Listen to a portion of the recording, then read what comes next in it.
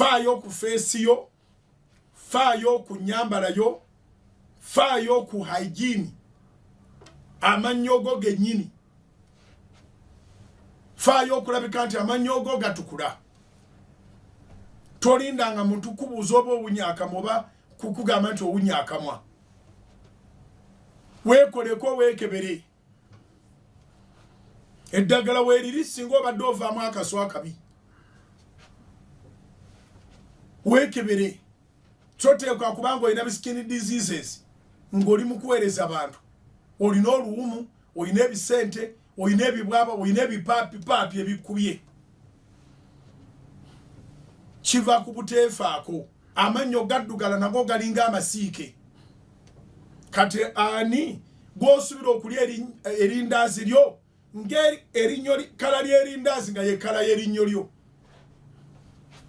Ate kabe kasinge nga ye kala y'ettaawo lyo. Embalaasi togitegese bulungi. Abantu bangi bagula lwa kasimayiro.